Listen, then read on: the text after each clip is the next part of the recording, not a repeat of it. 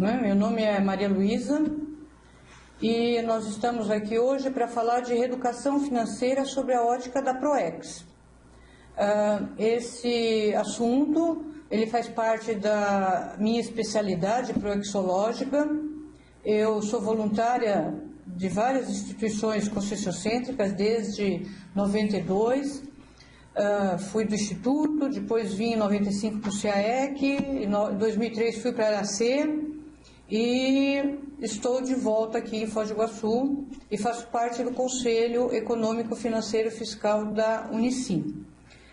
Então hoje a gente vai estar aqui nessa hora e meia trazendo algumas ideias para que a gente possa promover um debate, tá? Dentro dessa questão, administração financeira linkada à programação existencial. Antes de mais nada, né, nós gostaríamos de apresentar o princípio da descrença, que é não acredite em nada, nem mesmo no que lhe informarem aqui. Experimente, tenha suas próprias vivências.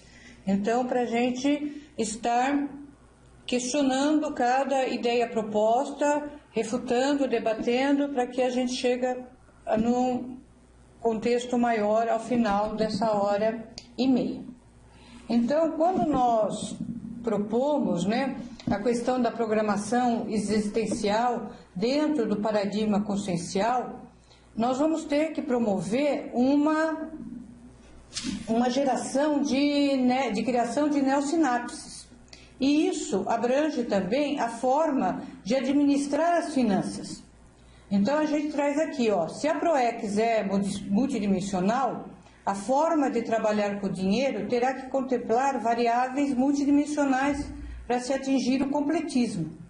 Não dá para a gente assumir um novo paradigma que fala de multidimensionalidade. Então, nós temos consciências em outras dimensões que participam dessa programação existencial, que fala em pluriexistencialidade, multiexistencialidade, que aprofundando, nós vamos ver que hoje nós somos o fruto de várias vivências que nós tivemos anteriormente e que implica, compromete, se mostra presente no dia a dia em nossas manifestações, no nosso temperamento, nos nossos mecanismos, inclusive na forma de trabalhar o dinheiro, tanto de captar como de gastar o dinheiro, certo?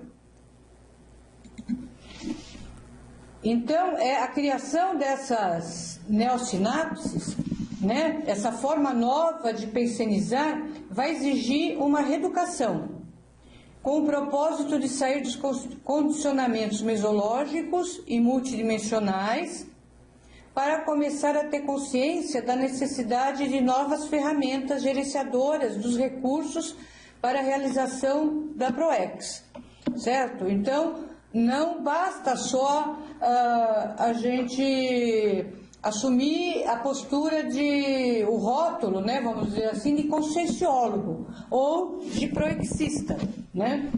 E continuar levando a vida, de ter os pensamentos, os sentimentos, as ações, ainda baseados na forma de pensar e de agir anteriormente, né? E isso não se dá automaticamente, não é assumindo o paradigma consciencial que as coisas vão se dar como se fosse um Shazam.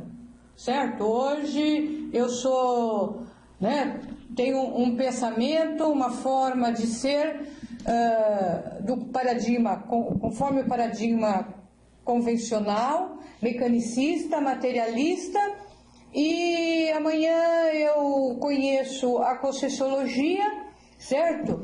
E na segunda-feira eu vou estar fazendo tudo já dentro dessa nova forma de pensar. Não, é difícil, né? Vai exigir muita disciplina, muita experiência, muita pesquisa, então vai exigir uma reeducação. para a gente sair daqueles condicionamentos de que a gente ganha aqui, gasta ali, certo? Mesmo que a gente poupe, ainda a poupança é vista sobre uma outra ótica que não, né, aquele pé de meia, né, como a gente costuma falar, aquela previsão de caixa, né, de investimentos, para deixar a gente com liberdade de ir e vir, de falar, de ser um pesquisador independente. Então é diferente daquela poupança que a gente faz, que a maioria das pessoas na SOCIM costumam ter. E aí a gente... Então, como é esse negócio aí, né, de PROEX, de multidimensionalidade com dinheiro? Quando a gente fala dinheiro, o dinheiro é uma coisa muito intrafísica. Então, é como se a gente promovesse uma dicotomia. Em determinados assuntos, a gente leva para o lado consciencial, do lado da PROEX, do lado multidimensional, mas quando se trata de dinheiro, a gente ainda fica com as posturas muito intrafísicas, assim, muito ainda dentro do paradigma mecanicista, como a gente já disse. Então, vamos fazer um questionamento. Primeiro, uma afirmação, certo? Vamos partir do princípio que todos nós tivemos o curso intermissivo e que todos planejamos essa nossa PROEX. Só que para vir para essa dimensão intrafísica, nós vamos necessitar de recursos para viver, para ter a nossa casa, né, a nossa moradia, para fazer a nossa profissionalização. Nós vamos precisar de recursos de alimentação, de vestuário, de saúde, de uma série de coisas que a nossa vida intrafísica exige. E aí também vai ter a parte complementar, que é, na minha ótica, é até a principal, né? Todas essas coisas de moradia, de vestuário, de saúde, são ferramentas que a gente vai ter que ter para poder fazer a PROEX. E a PROEX também vai exigir uma série de recursos financeiros. E tudo isso, vamos partir do princípio que tudo isso foi planejado no curso intermissivo. Então, se tudo isso foi planejado, né, se a nossa PROEX foi planejada no curso intermissivo, do que nós teríamos que fazer aqui nessa dimensão, então como foi planejada a captação desses recursos, dos recursos financeiros, certo? Deve ter sido cogitado, nós devemos ter os nossos parceiros, a gente vai falar um pouco mais à frente, que vai fazer essa operação casada, né? Nós precisamos ir em algum lugar, né, tem uma outra pessoa que tem como PROEX a questão de estar nos provendo desses recursos. E outra coisa que eu vejo no dia a dia também é que quando a questão do dinheiro, do trabalho na SOCIM, né, parece que as pessoas ficam distantes, né, do amparador de função. Então é como se naquele lugar que eu vou lá para buscar os recursos para essa vida que foi planejada, não tem nada a ver com a PROEX, né? Então a gente está lá fora, a gente esquece que a gente tem um amparador de função. Depois, quando a gente também ganha, né, a gente não tem muito claro, né, aonde gastar, como fazer, o que temos que fazer. Então, outro questionamento que eu, né, levo a vocês e me faço, né, a miúde, é como está a interação com a equipe extrafísica, com a Equipex, para saber o que temos que fazer e como fazer, e com o que fazer, né, que não está constando aí do slide. Então, nós temos que ter sempre muito claro, né, o que nós queremos, o que nós deduzimos, o que nós pensamos ser, a nossa PROEX. Então, vamos considerá-la como um empreendimento evolutivo. Quando a gente quer abrir uma empresa, né, é um empreendimento. E aí a gente vai ter que pensar em muitas coisas, né? Então, para isso, a gente vai fazer um planejamento. E assim é a nossa PROEX. Ela é um empreendimento evolutivo, porque nós viemos nessa dimensão para evoluir, para estar tratando dos nossos, né, das nossas pendências evolutivas, para estar também criando condições e assistindo outras consciências e nos assistindo para um novo patamar evolutivo.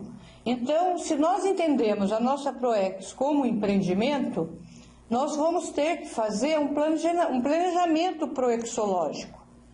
E a princípio, né, é aquela coisa básica, que se nós formos observar lá no manual da PROEX, né, toda consciência, toda pessoa tem que ter. Nós temos que ter moradia, nós temos que ter toda uma sustentabilidade intrafísica, né? Nós temos que ter formação, nós temos que ter uma série de infraestrutura que nos dê condições de estar realizando a PROEX da maneira mais liberta possível, sem ter aquela preocupação no dia a dia, o aluguel subiu, eu não tenho condições de pagar o aluguel todo, ou divide apartamento, divide casa. Às vezes a pessoa tem que se mudar, a PROEX dela pode ser até num lugar, mas ela se sujeita a ficar no outro. Às vezes, por exemplo, morando com os pais até uma idade bem avançada, porque não tem condições de se liberar. Então, nós temos que ter claro todos essas necessidades, todas essas ferramentas que nós vamos ter que ter para ter um bom performance proexológico e fazer os projetos. Então, se eu quero uma moradia, quanto que essa moradia custa? Certo? Tanto aluguel no primeiro momento, como própria no segundo momento, certo? Se eu quero me capacitar, vou fazer um curso superior, eu vou fazer uma especialização, vou fazer um mestrado, né, um doutorado, quanto que custa, né, toda a faculdade, os livros, o transporte. Tem muita gente que às vezes consegue fazer, mas não no local onde ele mora. Então, quanto vai custar tudo isso? E se falando de Conscienciologia, às vezes a pessoa, no dia ela resolve fazer o curso e aí ela sai fazendo o curso sem ter um planejamento, ou vai fazer TENEPS. Aí o que eu preciso para fazer TENEPS? Um exemplo, né? Eu vou ter que fazer um curso, eu vou ter que fazer laboratório. Quantos laboratórios da TENEPS eu preciso fazer? Aqui no CAEC nós temos vários laboratórios e um deles é o da TENEPS, da Tarefa Energética Pessoal. E então muita gente vai a esse laboratório para se capacitar ou para avaliar o performance da sua PROEX, já que ele é um ambiente já maceteado, já desenvolvido com essa finalidade e que tem um amparo de função específico desse tema. Então, eu vou ter que ter um local adequado, eu vou ter que ter uma poltrona, vou fazer o congresso que vai ter agora no fim do ano aqui no CAEC a respeito do assunto. Então, tudo isso envolve dinheiro, certo? E tudo isso vai fazer, essa questão de praticar a TENEPS, que nós estamos dando de exemplo, ela vai fazer parte do planejamento proexológico. A pessoa se coloca que num determinado momento da vida ela vai praticar a TENEPS. Só que para ela, nesse período, ela vai ter que se preparar. Então, e esse preparo vai demandar gastos, e esses gastos têm que estar dentro de um projeto que, se ela não tem o recurso, ela vai ter que captar esse recurso, certo? Então, a gente traz que tem a ver com o questionamento posterior. Abaixo, você tem projetos de expansão, né, que tem a ver com isso. Hoje eu estou aqui, hoje eu estou fazendo isso ou fazendo aquilo, né? Mas amanhã, por exemplo, eu pretendo ser voluntária da IAC. Eu quero ir lá para a Europa, eu quero ir para os Estados Unidos, eu quero ser um voluntário de uma instituição em outro país, certo? Então, quanto tempo quanto que eu pretendo ter para tanto viajar como me manter lá durante um período para saber se isso vai ser viável, se eu vou me adaptar, se é isso mesmo que é a minha, né, se a minha programação está me levando a isso, né? Então eu tenho que ter claro aonde eu quero ir. E aí a gente costuma brincar, né, entre os nossos amigos, né, e aí você pode viajar na maionese. O papel, ele aceita as coisas, então você põe o que você pretende ter, o que você pretende fazer e quando custa, certo? E aí as coisas vão se dando. Então, o novo emprego que é proposto, aí você vai ver que você ganha mais, ou chega uma oportunidade. Eu já vi gente que recebendo herança, ou tendo alguma oferta de algum serviço pontual, mas que entra um valor bem acima daquilo que ela estava acostumada a ganhar. E aí a pessoa vai identificando, né, aonde colocar dentro daquela série de projetos que ela tem. E como, às vezes, nós estamos assim, ainda muito baseados, né, na questão do que eu quero fazer, né, e não do que eu preciso fazer em termos de PROEX. Às vezes o dinheiro vai ser a forma, o dinheiro chegando ou o dinheiro não chegando, vai ser a forma que nós vamos ter de nos comunicar com os nossos amparadores. Porque às vezes eu quero ir para a Europa, mas não é o momento ou não é para eu ir para a Europa, certo? Então, é bem provável, às vezes, que o dinheiro não vem. E a gente, às vezes, se dá uma de vítima, que é uma pessoa não tem sorte, que o mundo conspira contra a gente, né? Mas a gente tem que começar a aprender a lidar com essa questão das entradas e não entradas de recursos. E, para isso, né, todos esses anos de experiência me mostram que as coisas ficam bem mais fácil quando a gente coloca no papel, quando a gente faz o projeto das coisas, certo? É como se a gente mostrasse para os amparadores: olha, eu estou preparado, eu quero fazer isso custa tanto, então eu tenho que dar um jeito de captar esses recursos, certo? Aqui, quando a gente construiu o CAEC, isso ficava bem claro. Nós construímos todo o centro, né, todo o complexo composto de 16 laboratórios, né, de administração, de sala para aulas, de hospedagem, holoteca, holociclo, com essa questão do projeto. A gente fala: vamos fazer tal curso para construir tal laboratório, vamos vender lotes, nós tínhamos compromisso, se a gente vender, a gente vai fazer tantos lotes, a gente faz o village, né? E assim a gente via e podia ir fazendo os acertos, tanto dos projetos quanto da nossa equipe, através desse fluxo, entrando ou não entrando, né? E aí vem um outro questionamento, que é a questão de nós identificarmos, né? Você identifica e respeita as suas parcerias de captação de recursos, né? Então, quando vem uma proposta de emprego, né, ou de uma consultoria, ou qualquer outra coisa que possa vir de ser um sócio de uma empresa, ou vem a ideia de abrir empresa, aí você vai ter os teus clientes que vão te munir desses recursos, né? Você já enxerga aquele outro lado como um seu parceiro evolutivo, certo? Aquela pessoa que está ali para te dar as condições de você fazer a sua ProEx. E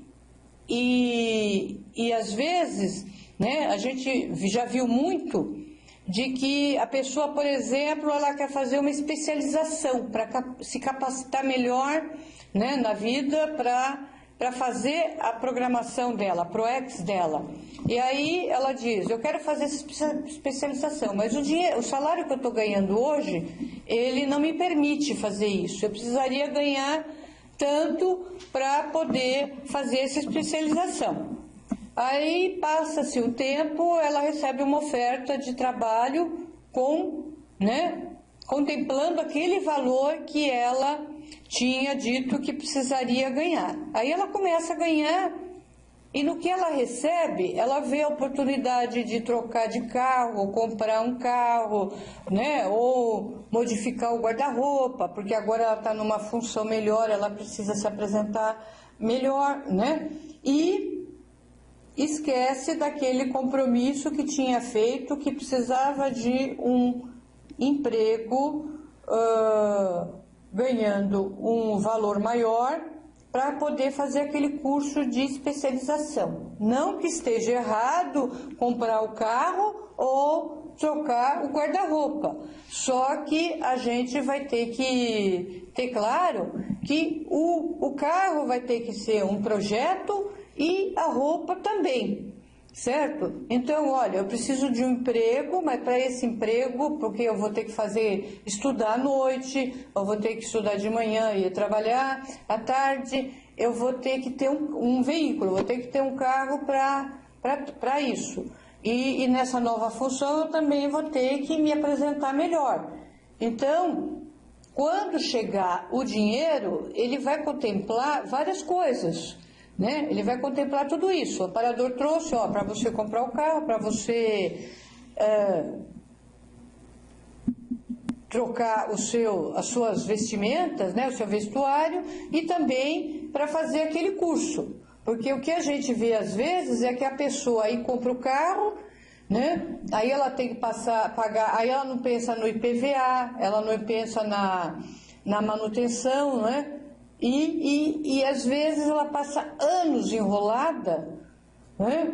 E aí torcendo por uma promoção ou por um emprego ganhando mais para poder fazer aquela especialização que aquele emprego teria dado oportunidade dela fazer, certo?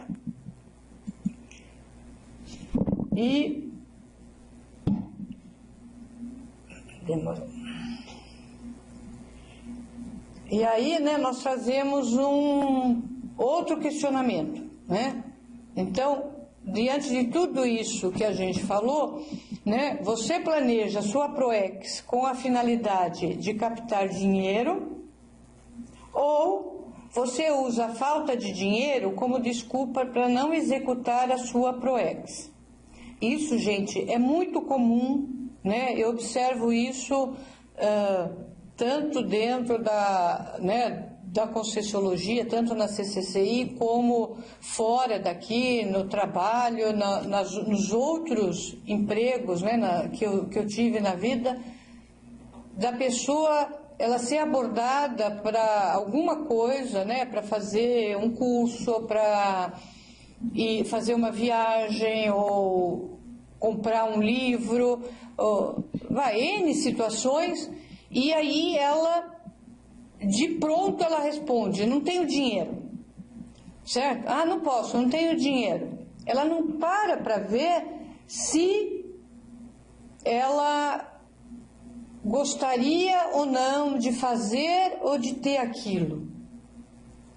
Ela não se dá a oportunidade de ver de sentir se aquilo era para ela mesma. A falta de dinheiro pode ser uma realidade. Naquele momento a pessoa pode não ter dinheiro mesmo, mas ela não pode dar um não para tudo tendo como desculpa a falta do dinheiro. Ela, em primeiro lugar, ela vai ter que se questionar se ela quer fazer aquele curso, se ela quer fazer aquela viagem, se ela quer comprar o livro, se ela vai fazer aquela especialização. E aí, quanto custa? Então, e por que ela não tem dinheiro? Então, ela vai ter que fazer uma análise muito maior do que simplesmente responder a si mesma e aos outros: eu não tenho dinheiro. E essa questão de não ter dinheiro é séria, porque de responder que não tem dinheiro, porque é muito difícil alguém refutar alguém que está dizendo que não tem dinheiro. E às vezes a pessoa vira, né, quando a pessoa dá essa desculpa, ela até ganha, né, um caldeirão de energia, porque a maioria das pessoas vai ficar ainda com dó, com pena da pessoa não ter oportunidade de fazer ou de ter em função de não ter dinheiro, certo? Mas então a pessoa, nós vamos ter que começar a inverter aquilo que eu disse lá no começo da palestra, né, da webconference. Nós vamos ter que começar a fazer uma reeducação pensênica, certo? Uma reeducação, uma reciclagem das nossas posturas. Então, Maria Luísa, você quer ir lá para o Espírito Santo ajudar, né, na construção de um novo campus? Ah, olha, eu estou muito afim, adorei a ideia, só que no momento eu não tenho condições de ir, mas vamos ver quanto que eu vou fazer aqui um estudo para ver quanto que eu vou precisar ter lá, aí eu vou pesquisar qual é o padrão de vida lá, se eu vou precisar ganhar mais ou menos daquilo que eu já ganho ou que eu vou captar lá.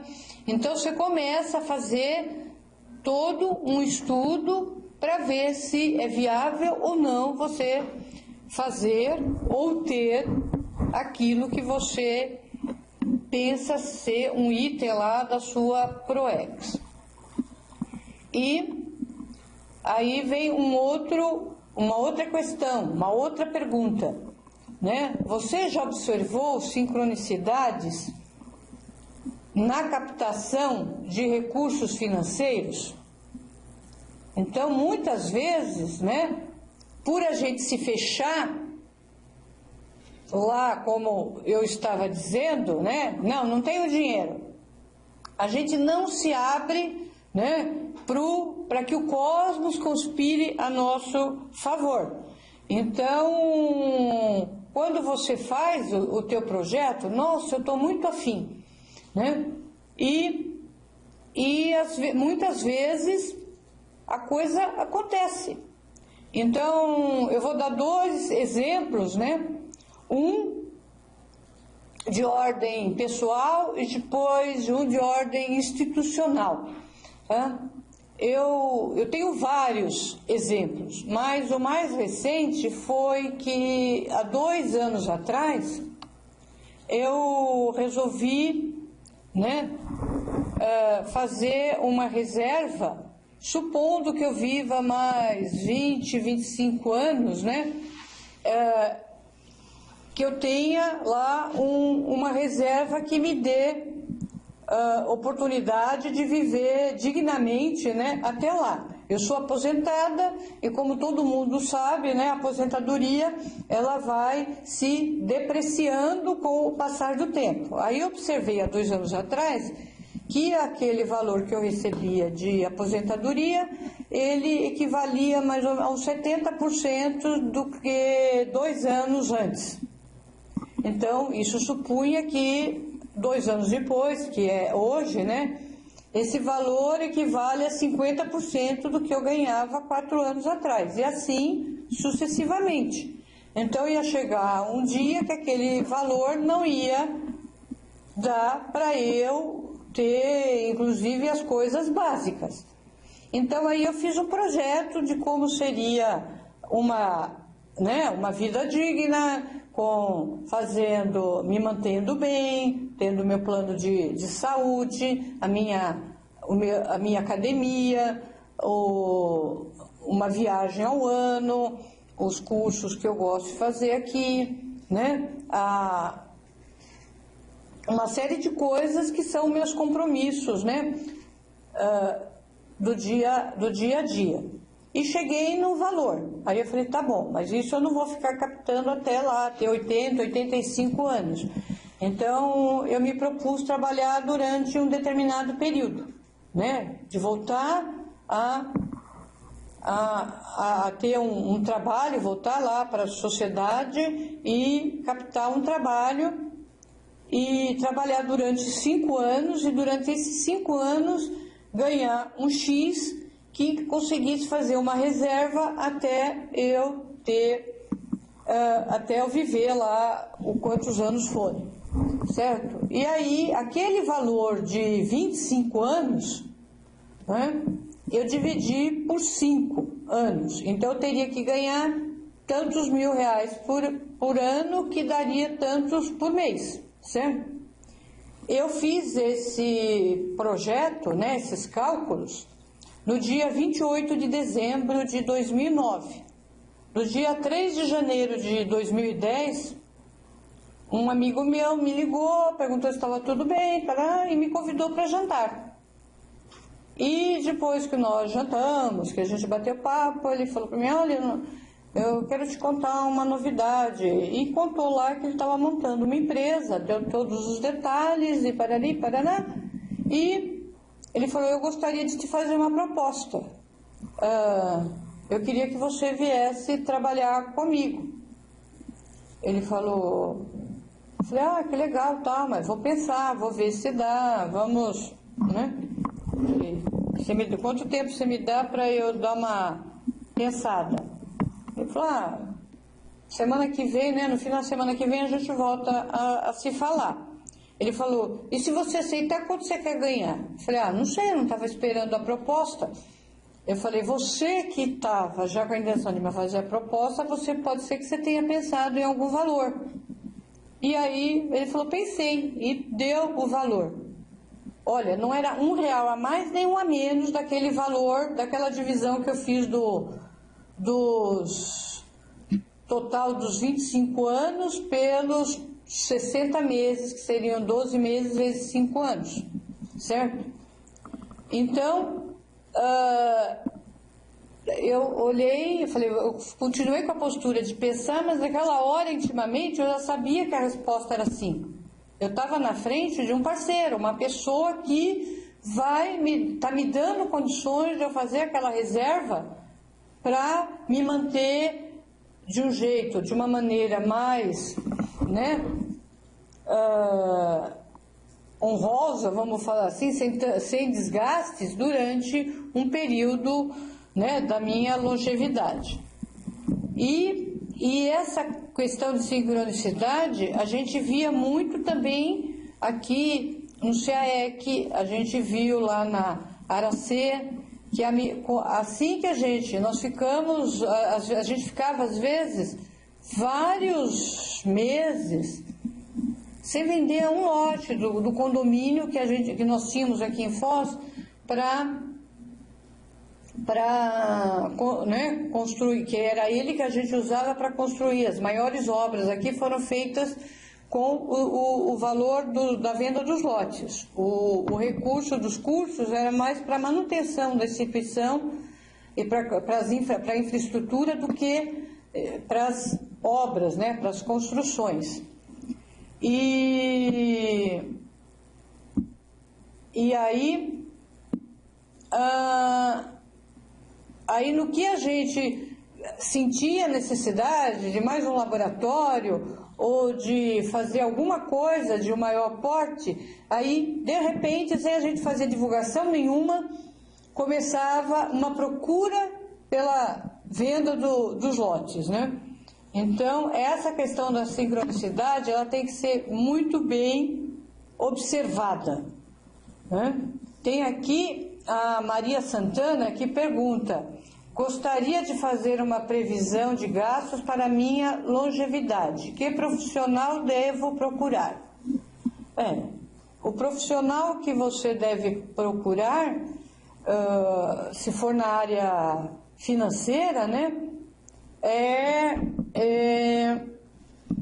seria um consultor financeiro. Hoje existe muitos, né? E você né?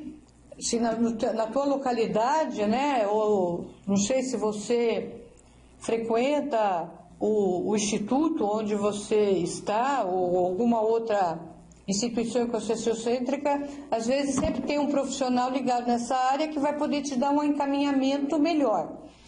Agora, se você vier para Foz do Iguaçu, né, eu e tem mais algumas outras pessoas que estamos disponíveis para te dar algumas orientações, né, algumas dicas. Mas o que eu posso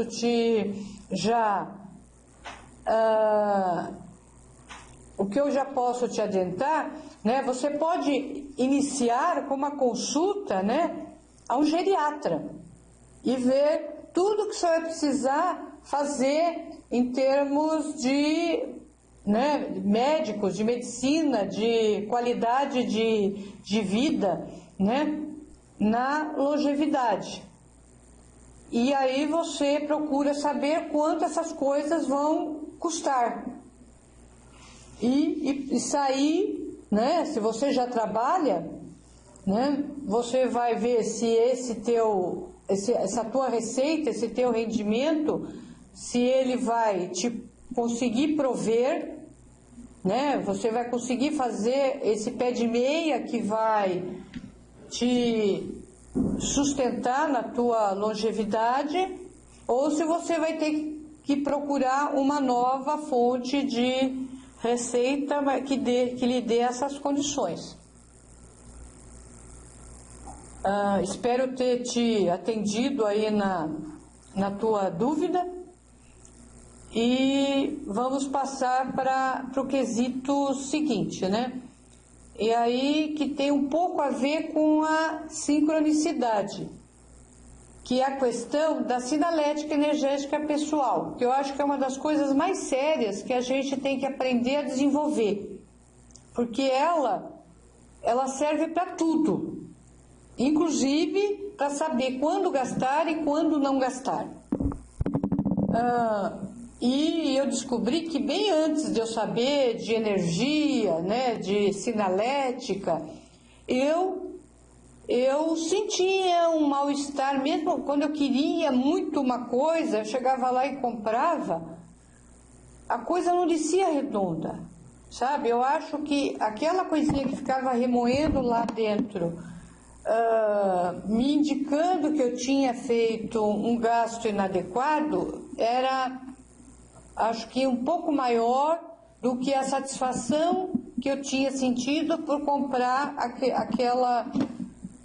aquele objeto que eu tinha gostado. Então a maioria de nós, não vou falar todos porque eu não tenho, né, capacidade de saber de todo mundo, mas uma grande parte das pessoas sabe quando não deve fazer. Quando faz, fica sentindo aquele mal-estar, aquela sensação de culpa. Tem muita gente, hoje eu vi uma cena essa semana ou semana passada, numa novela, que a moça chega cheia de sacolas de compras e a empregada faz alguma observação, ela dá umas desculpas e vai lá, abre o armário e empanturra todas aquelas, né, soca todas aquelas sacolas de shopping dentro do armário. Então, ela usa essa válvula de escape e se ela estivesse fazendo essas compras numa boa, né, sem qualquer questão de culpa, sabendo que que aquilo lá não tinha problema nenhuma, ela não tinha necessidade de esconder, ela não tinha necessidade de querer enrolar a pessoa que estava vendo que ela fez uma compra inadequada, né? E então a gente no dia a dia sabe. Então, ter desenvolvido essa sinalética energética para dar aquela certeza íntima que, olha, isso aqui eu tenho que fazer sim. Eu vou comprar ou eu vou investir porque eu estou sentindo, né? Eu senti aqui um banho de energia, eu senti a presença aqui do meu amparador me reforçando que eu tenho que fazer. E quando não gastar, né, eu acho que a maioria de nós já sentiu aquele mal-estarzinho que dá quando a gente pisa na bola em termos de gastar naquilo que a gente não devia, né? Aí outro questionamento, próximo questionamento. Sendo a organização um dos megatrafores da consciência, da consciência, né? Como é a nossa organização financeira? Nós estamos organizados ou nem tanto, né? A gente fala de organização, quando a gente fala de organização, a gente pensa muito mais na arrumação de prateleiras e gavetas, né? E a organização, ela é uma organização ampla. Então, em termos de pensênicos, né? Você pode fazer uma organização você pode investir na organização dos seus pensamentos, você pode investir na organização dos teus sentimentos, investir muito na organização das suas energias. Você dominando as suas energias, você organizando ela, você vai poder até ser mais rígido, né, e mais assertivo na sua organização financeira. Então, aí vem outra questão. Você utiliza algum método de organização financeira? Tem gente que usa anotação na folha de papel mesmo, marca tudo o que gasta, né? Tem outros que usam uma planilha Excel, tem outros que utilizam alguns softwares, né? Tem o Money, tem o Finance, né? E isso ajuda muito. Você está colocando ali o que entra e o que sai. E está notando as pequenas coisas, porque é aquela questão do barquinho com uma série de furinhos. A água vai entrar de qualquer jeito, né? E aí, se for um furão, até é maior, porque a água entra e você enxerga que está entrando. Quando é um monte de furinho, você não vê ela entrando. Quando você vai ver, é porque já tem muita água, o barco já está afundando. E assim são os nossos gastos, né? Aquela despesa grande que você tem, ela é grande. Você pagou aluguel lá, R$300, R$500, você enxerga que você pagou, você fez um débito na conta, você passou um cheque, você deu lá em dinheiro, mas saiu aquele valor alto. Você pagou a faculdade, você vai no supermercado quando você faz aquela compra grande, também. Agora, nas pequenas coisas, são os furinhos do barco, né? Então, no dia a dia, a gente escuta alguém falar: nossa, ontem eu passei no banco e saquei R$100, não sei onde que eu gastei, já foi quase tudo, né? Então, a pessoa foi almoçar, ela tomou um cafezinho, ela comprou uma revista ou comprou um livro, e então o dinheiro dela, aqueles R$100 é para tudo, né?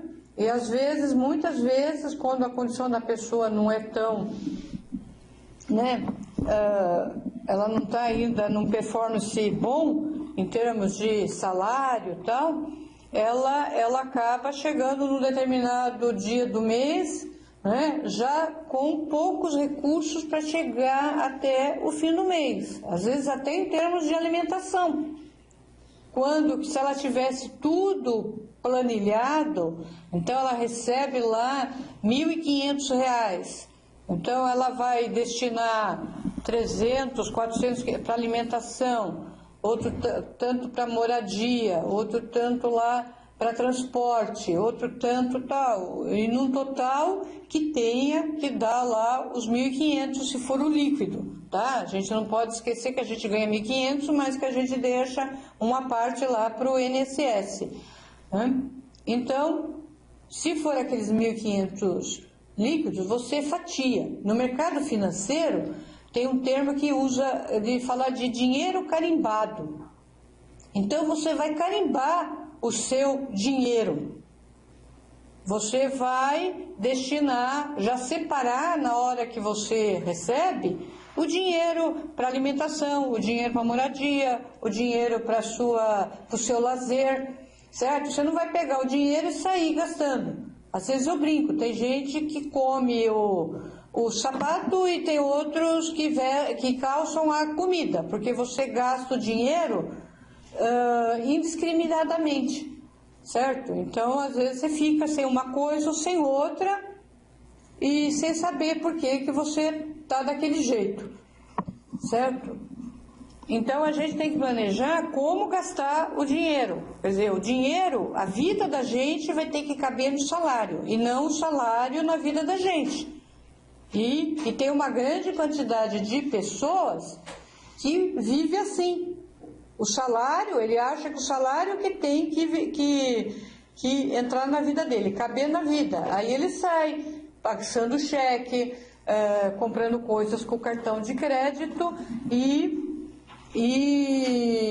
nem sempre o resultado é bom. A pessoa ela entra no passivo, ela fica devedor, né? Ela começa a ter dívidas.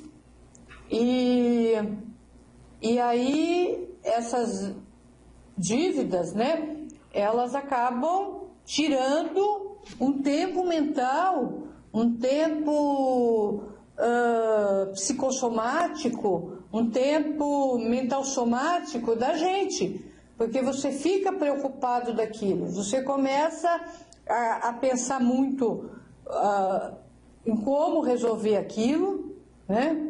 E os sentimentos acabam ficando deteriorados, você começa a sentir aflição, você começa a sentir culpa, você começa a sentir angústia, você começa a não ver luz no fim do túnel, e aí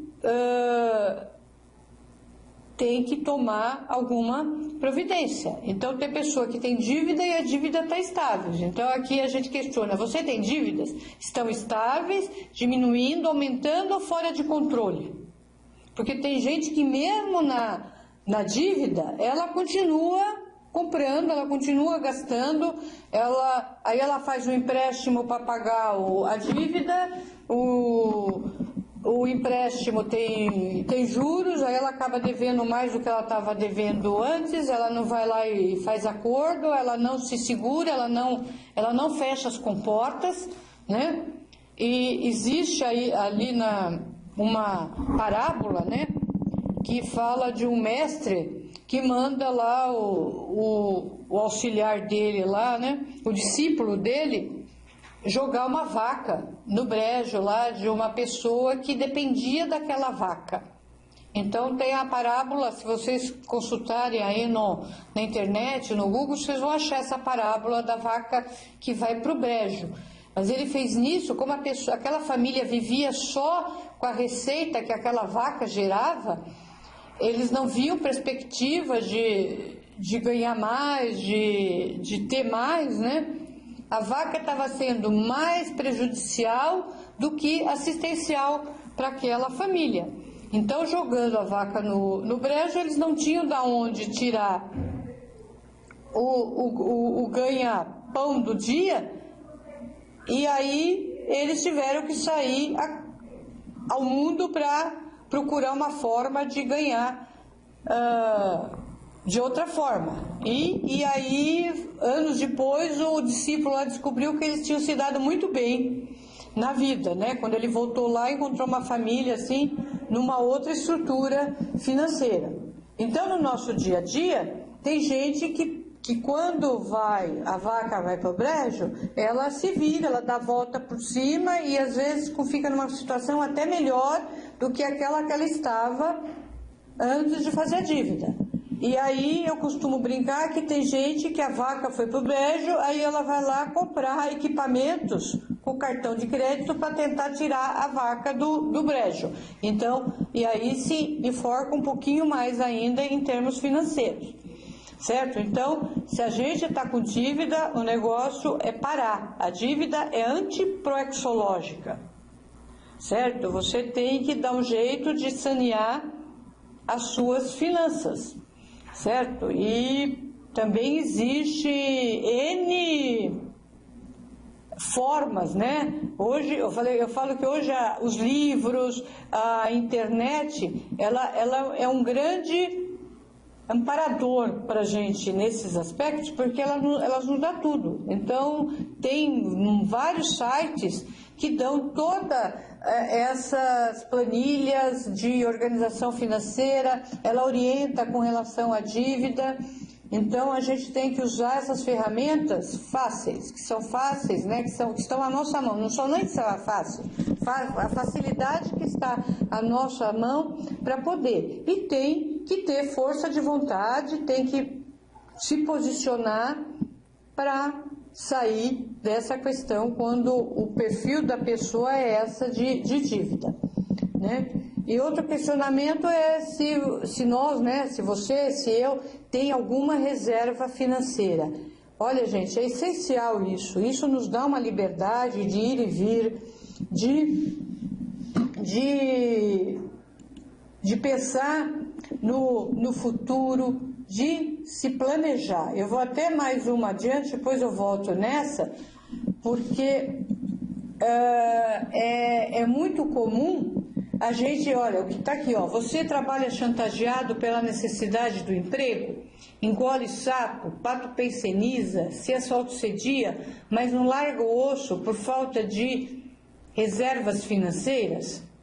Então, aquela reserva, aquele pé de meia, aquela poupança que a gente está falando lá atrás, ela vai nos permitir, né, ter essa liberdade de ação. Quando a gente estiver num lugar, quando a gente tiver um cliente que não nos satisfaça, um emprego que não nos satisfaça, a gente pode abrir mão cosmoeticamente do emprego, do cliente, porque a gente não precisa daquele numerário, daquele recebimento, porque a gente tem uma reserva. Então, nós teríamos que ter, para ter uma vida sadia, a gente teria que ter, no mínimo, né, sair atrás. Quem tem, já ótimo. Quem não tem, sair fazendo pelo menos 2 anos de despesas, né, básicas, né, de condomínio ou aluguel, de alimentação, de vestuário, de educação, né, se for casado, dos filhos, né, da educação dos filhos. Para quê? Para a gente ter essa liberdade de não se ver algemado, né, chantageado por qualquer questão, pelo fato da gente não ter essa reserva. Aí a gente se submete a ficar onde a gente não quer, a ter um cliente que às vezes está sendo anticosmoético lá no dia a dia das relações, e a gente não abre mão porque a gente precisa daquele dinheiro. Então, falando né, se a gente tem dívida, se a gente tem planejamento, eu trago a questão do que, em qual dessas categorias, né, você se enquadra. Você é uma pessoa perdulária, né, você é perdulário, mão aberta, quem gasta o dinheiro dominador, assediador de modo esbanjador e inútil. Você é um avarento, um mão de vaca, que encontra o dinheiro entesourado, congelado e negativo? Ou você é o lúcido, o economista, que emprega o dinheiro dominado de modo útil e evolutivo? Em qual dessas categorias você se enquadra? Essas questões aqui você encontra no Homo Sapiens Reurbanizatus, né, na página 234. Então, se você gasta o dinheiro assim indiscriminadamente, você está botando o dinheiro fora, você está esbanjando e não está sendo responsável com a sua PROEX, você não está sendo responsável com os seus parceiros. Se você é o avarento, é a outra face da moeda. Tem gente que ganha, ó, eu preciso de 5, aí na hora que consegue os 5, ele se sente seguro com 5. ele quer 10. Ele precisa de 10 para ter a segurança. Não chega nos 10, já os 10 o sentimento é igual, era lá igual dos 5. E aí não faz nada. Ele pode ver uma pessoa do lado precisando, necessitando. Às vezes você não precisa dar o dinheiro. Às vezes você vai contratar a pessoa. Às vezes já teve uma época que a pessoa tinha um apartamento, ela estava numa situação financeira que precisava ter uma fonte de receita maior, e aí a gente descobriu um outro lugar que era mais econômico para a pessoa, e aí eu fiz uma proposta. Eu falei, olha, eu vou morar no seu apartamento, me paga um aluguel e você mora nessa outra, né, nessa outra casa. Então, durante um período, eu ajudei aquela pessoa a se reestruturar, indo morar naquele apartamento que dava despesa para ela tinha que pagar o condomínio, ela tinha que pagar IPTU, certo? E aí ela indo para aquela casa, que o aluguel era bem mais barato e só tinha o IPTU, o que eu pagava para ela ajudava, pagava o aluguel da casa e ainda sobrava o tanto, e ela não tinha despesa do condomínio. Então, ajudou muito essa consciência durante esse tempo. Agora, uma pessoa avarenta, é muito difícil ela conseguir olhar para o outro e ver a assistência que precisa ser feita quando o negócio, né, é dinheiro. Né? A gente brinca aqui no dia a dia que o bolso chakra, né, é o chakra mais sensível da pessoa, quando a pessoa é avarenta. E o lúcido, que é aquela pessoa que emprega o dinheiro dominado de modo útil e evolutivo. Né? Então, é quando você sabe o que você tem que fazer com o dinheiro. Tá? Quando você tem um direcionamento já embasado na ProEx. Você precisa de lazer, né? Você precisa de lazer para você mudar de faixa, para você mudar de sintonia. Então, você vai fazer uma viagem, tá tudo certo. Né? Porque às vezes no dia a dia também a pessoa fala, não, mas é tudo para Conscienciologia? Não. A ProEx, ela é ampla, ela é abrangente e a gente tem que ter recursos para tudo isso. O professor Valdo também, na enciclopédia, né, na página 8.555, ele põe que a tesaurização é providência inevitável para toda consciência lúcida, intermissivista, pesquisadora, independente e autoconsciente, quanto ao embasamento da consecução do auto-proex. Isso tem a ver com o lúcido, né, com o economicista. Né? Ele vai tesaurizar, quer dizer, ele vai guardar, ele vai poupar para ter essa questão independente, né, de pesquisador e autoconsciente quanto à consecução, à execução da sua ProEx. E essa questão do trabalho a gente já viu, né?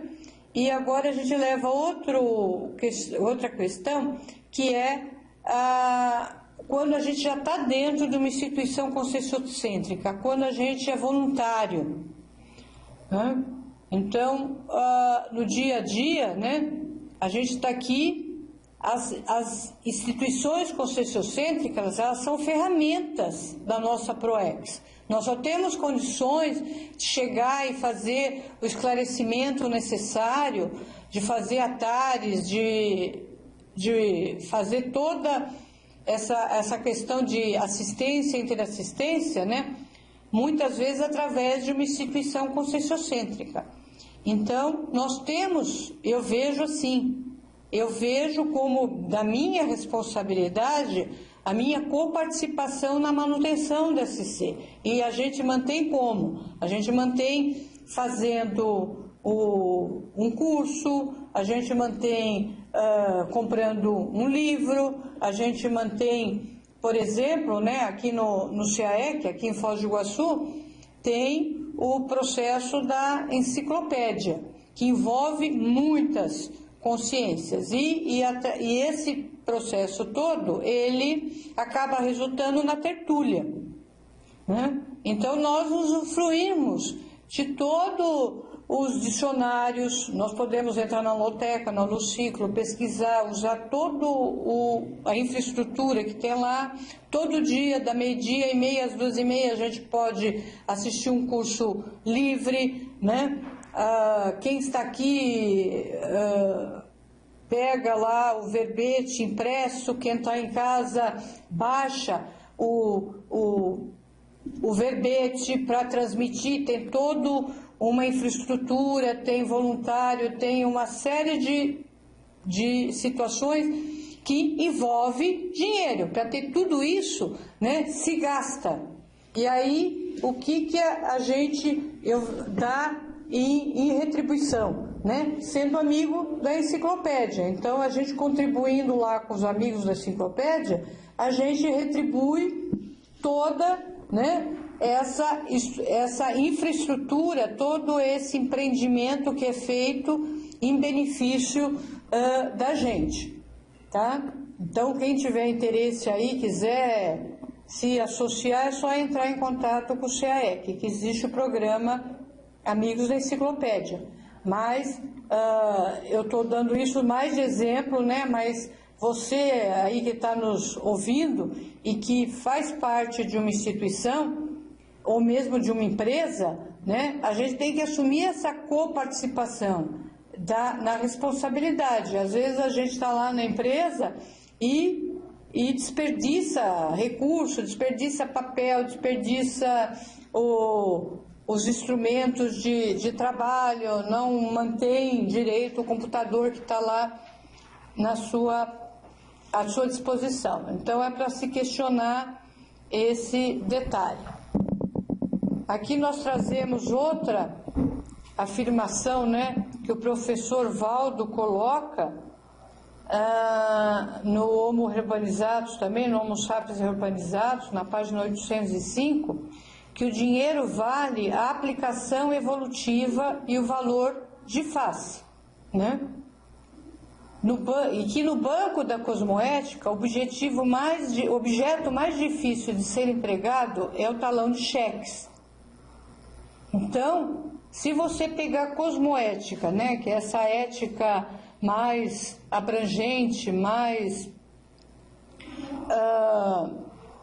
ela permeia tudo, né? Todas as nossas ações é permeada pela cosmoética, pela nossa intencionalidade, né? Pela nossa intencionalidade sadia. Então, o talão de cheque, ele passa a ser o objeto mais difícil de ser empregado, porque a gente vai se questionar a cada preenchimento de um cheque se aquela ação que eu estou fazendo, se aquele dinheiro que eu vou gastar, se está correto aquela aplicação, se está aquele dispêndio, certo? E assim como essa premissa, né, existem muitas outras, gente, também entrando ali nos verbetes, né, a gente encontra muitas referências a essa questão financeira. Outra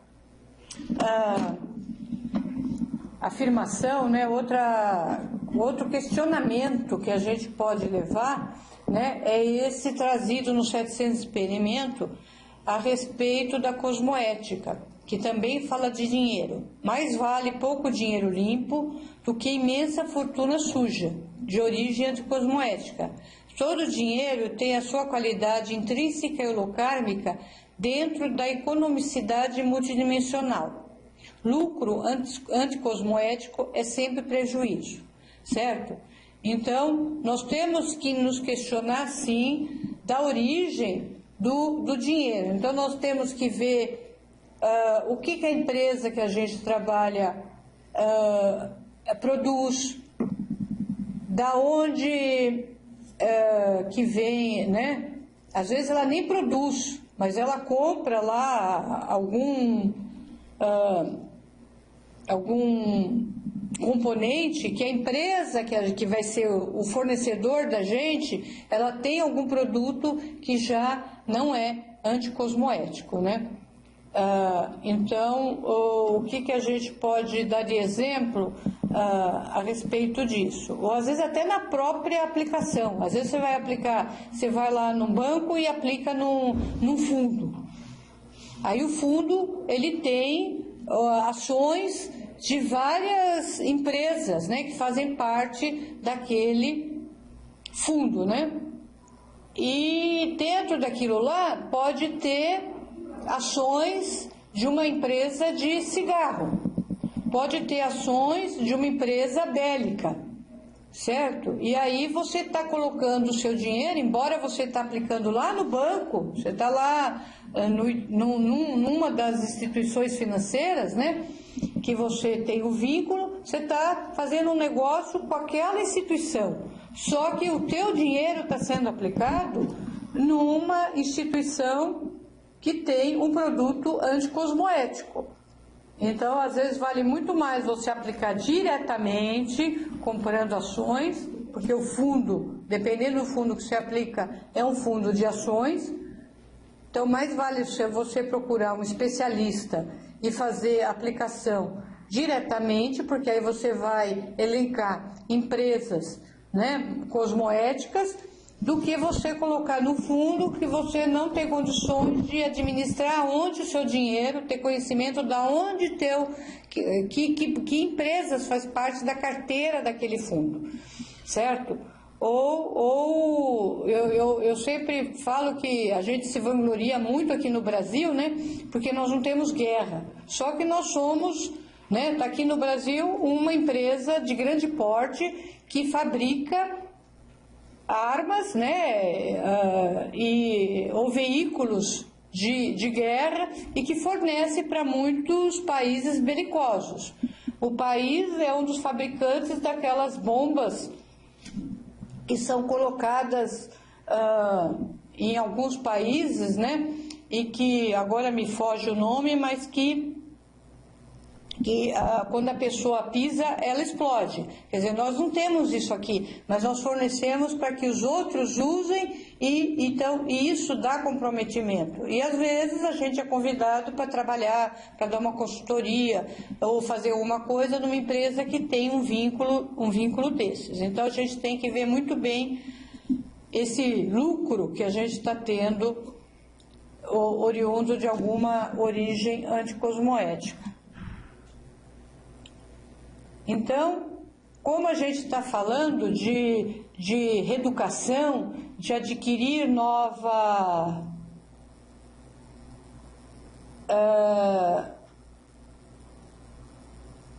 muito obrigado, Geni. São as minas, né? As minas terrestres, que fazem com que quando a pessoa pisa, explode e mata ou aleja as pessoas, né? Então, como a gente vai ter que fazer essa reeducação, a gente vai ter que pautar, a gente vai ter que ter normas, né? Olha, eu vou fazer assim, eu vou fazer assada, não vou fazer mais isso, eu vou fazer aquilo.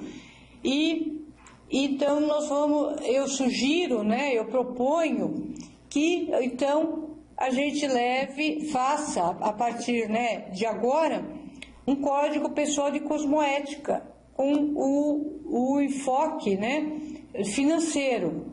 Então as condutas que nós queremos, as normas, né, que nós queremos seguir a partir de hoje dentro dessa área. A gente pode ter o CPC em vários segmentos e a minha proposta aqui é que nós tenhamos um CPC financeiro com o enfoque da PROEX, certo? A Kepa está nos perguntando, né, se com avanços tecnológicos cada vez mais precisa menos trabalho, força de trabalho excedente, que futuro nos espera, né? Eu acho que ainda vai demorar muito. Então, aquela força de trabalho que vai se perder com a tecnologia, eu vejo que a gente vai ganhar gerando tecnologia.